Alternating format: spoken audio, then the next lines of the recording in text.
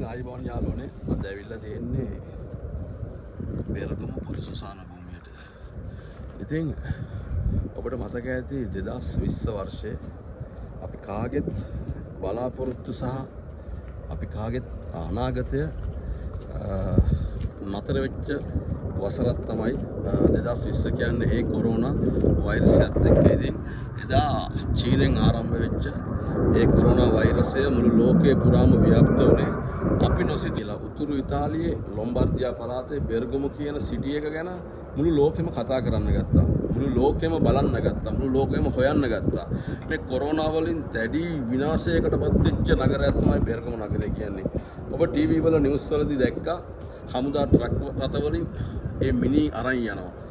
Hospital වල ඉඩ නැහැ. පල්ලි වල මිනි පෙට්ටි ගොඩ ගහලා. පල්ලියේ සීනු නිතරම නාද වෙන්න පටන් ගත්ත හැම මිනිහක්ම පල්ලියට ගේන වාරයක් පාසා. ඉතින් අපි කවුරුත් ආසයි ෆුට්බෝල් වලට. මේ ෆුට්බෝල් මැච් එකක් නිසා තමයි මෙහෙම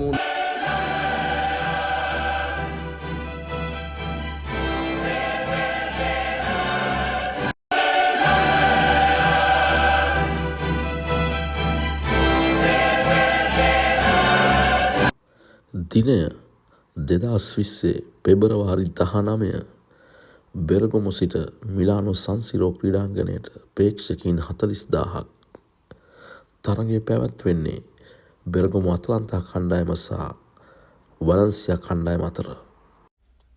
මෙම තරගය පැවැත්වෙන්නේ මිලානෝ සංසිරෝ ක්‍රීඩා පිටියේ. ඉතින් මෙම තරගය පවත්වනවද නැද්ද කියන තීරණය එකක් ගන්න බැරුව හිටියේ යුරෝප් ෆුට්බෝල් ෆෙඩරේෂන් එකටත් ඉතාලියේ ෆුට්බෝල් ෆෙඩරේෂන් එකටත්. මොකද කොරෝනා වසංගතයේ මේ වෙද්දී හිමීට ඔළුව උස්සන් එන මිලානෝ සංසිරෝ ක්‍රීඩා පිටියට මෙම තරගය ගෙනියන්නේ. එක පැත්තකින් බෙර්ගමු අතලන්තා කණ්ඩායමට අයත් Valencia 4-1. Maschi che sono andati a Milano per vedere la partita, insomma si sono affollati nello stadio e molti di più che invece sono rimasti nei loro comuni magari l'hanno vista insieme, in famiglia, gruppi, al bar, e quindi certamente quella sera c'è stata un'occasione di forte diffusione del තරගය පැවැත්වුණේ පෙබරවාරි 19 ඊට දවස් 4කට පසු. ඒ කියන්නේ පෙබරවාරි 23 පළවෙනි මරණය වාර්තා වෙනවා කොරෝනා වලින් බෙර්ගමු නගරේ. ජාත්‍යන්තර මාධ්‍ය කෙලින්ම ඇඟිල්ල දික් කෙරුවා මේ තරගය නිසා තමයි මේ මරණ සිදුවන්නේ කියලා. හොස්පිටල් එකේදී මියගිය කොරෝනා රෝගීන් අරන් ආවේ බෙර්ගමු පොදු සුසාන භූමියට. ඉතින් ඒ බෙර්ගමු පොදු සුසාන භූමියේ ඉඩ පහසුකම් නැති වුණා. ඉතින් සෞඛ්‍ය උපදෙස් මත ආරක්ෂක නිලධාරීන් හමුදා ට්‍රක් මතින් වෙනත් සුසාන භූමි වලට ළඟම ඇති නගරවලට හමුදා ට්‍රක් මතින් මේ කොරෝනා වලින් මිය ගිය ඒ ජනතාව අරන් ගියා. ඉතින් මේ දර්ශන අපි ටීවී එකේ දැක්කා. නිවුස් වලදී අපිව පුදුමාකාර බයක් අපිට දැනුණා. අපිට හෙට දවස ගැන මාරම බයක් දැනුණා.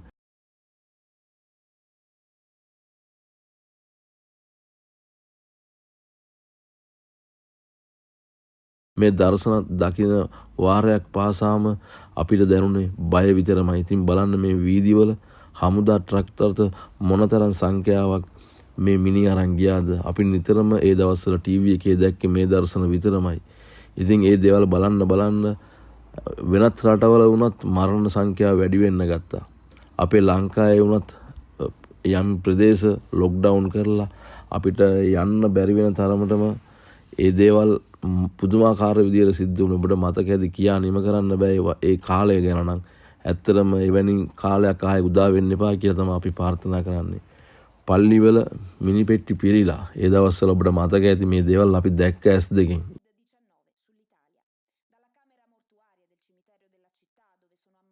අපි දන්නවා බෙර්ගමු නගරේ ගොඩක් කොරෝනා වලින් මිය ගියා. ඉතින් ඒ මිය ගිය අයගේ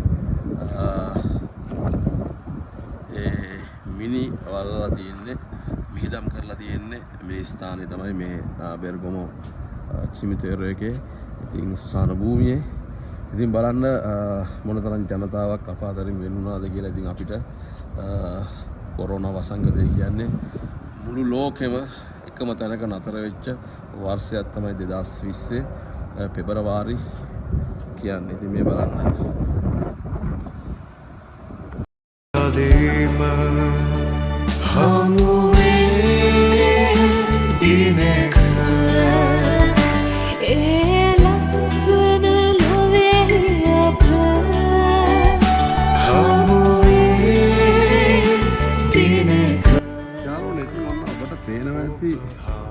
මේ සුසාන භූමිය එක පැත්තක් වෙන් කරලා තියෙනවා.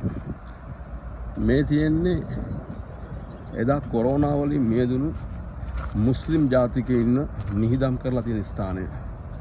ඉතින් මේ ස්ථානය තමයි මුස්ලිම් ජාතිකයින්ට වෙන් වෙලා තියෙන්නේ. මේ ඔවුන්ගේ ස්මාරක තියෙනවා. මේ තියෙන්නේ මුස්ලිම් ජාතිකයෝ ඉන්න මේ ශිමිතේරේකේ එහෙමත් නැත්නම් මෙහි සුසාන භූමියේ ඔවුන්ට වෙන් වෙච්ච ප්‍රදේශය බලන්න මොනතරම් මේ මිනිපිට්නිය විතරක් මොනතරම් ජනතාවක් මුස්ලිම් ජාතිකයින් මියදිලා තියෙනවද මේ ඔවුන්ගේ ස්මාරක මේ ඔක්කොම 2020 2021 වර්ෂවල අපි අතරින් වෙන් වෙච්ච මේ මුස්ලිම් ජාතිකයින්ට වෙන් වෙච්ච ප්‍රදේශය. ඉතින් මොනතරම් භයානක වසංගතයක්ද. ඉතින් අද වෙද්දි බෙරගමෝ සාමාන්‍ය ජීවිතේ දෛනික ජීවිතේ වැඩ කටයුතු කරන් යනවා. ඉතින් මෙන්න මේ වගේ කාලයක් තමයි අපි පසු කරමින් ගියේ. ඔබට පේනවා ඇති මොනතරම් ජනතාවක් මියදිලා තියෙනවද කියලා. මේ අර මුස්ලිම් ජාතිකින් වෙන් වෙච්ච ප්‍රදේශය තමයි මේ තියෙන්නේ. මේ තියෙන්නේ කොමුනේදී බෙරගමෝ කියලා ගහලා ඔබට පේනවා ඇති. ඔබට මතක ඇති මේ පල්ලි වලට සෑම මිනිහක් ගේන වාරයක් පාසා මේ සීනු කූඩුව නාද වුණා. ඒ නාද වෙන හැම වාරයක්ම අපි දන්නවා තවත් මිනිහක් මේ පල්ලි වලට ගේනවා කියලා. ඔබ මේ දකින පපාජවානි හොස්පිටල් එකේ තමා රෝගීන් විශාල සංඛ්‍යාවක් ගෙනාවේ. එදා හිටපු වෛද්‍යවරු තමන්ගේ ජීවිත අවදානම ගැන හිතන්නේ නැතුව කොරෝනා රෝගීන් බේරා ගන්න ගත්තේ පුදුමාකාර උත්සාහයක්. ඒ වෛද්‍යවරුන්ට අනේක වාරයක් ස්තුතියි. මේ රෝහලේ අනෙත් පසින් කොරෝනා වලින් මියගිය අපේම බෙරගම වැසියන් සිහි කිරීමට ස්මාරකයක් සහ පැල දහසක් රෝපණය කරලා තියෙනවා. ඒ එදා කොරෝනා රෝගයෙන් මියගිය බෙරගම ජනතාව තවමත් අපි අතර ජීවත් වෙනවා සිහි කරන්නයි ඔවුන් ඒ පැල රෝපණය කරලා තියෙන්නේ. 2020 එළියට බහින්නවත් බැරි වෙච්ච නගරේ අද වෙද්දි සාමාන්‍ය ජන ජීවිතේ වැඩ කටයුතු සාමාන්‍ය විදිහට වෙනවා. ඉතින් ඔබ දකින්නේ මේ සුපර් මාකට් එකක්. ඉතින් එදා සුපර් මාකට් වල පෝලිම් ගැහිලා මීටරයක් දුර තියාගෙන තමයි හිටියේ. ඉතින් සීමිත ප්‍රමාණයකට තමයි ඇතුළට යන්න දෙන්නෙත්. අද වෙද්දි පාකින් පිටලා සාමාන්‍ය බවට ඉතින් වසර 6ක් ගනවා මේ වෙද්දි කවදාවත් එවැනි සිදුවීම් වෙන්න එපා කියලා අපි ප්‍රාර්ථනා කරනවා. එහෙනම් යාළුවනේ වීඩියෝ එක ඉවරනකම් බලන්න බලලා කියලා අඩුපාඩුවක් තිබුණා කියන්න. ඒ වගේම channel එක subscribe කරන්න, comment එකක් දාන්න. ගිහිල්ලා එන්නම් ඔබට නිරෝගීමත් සුබම සුබ දවසක්.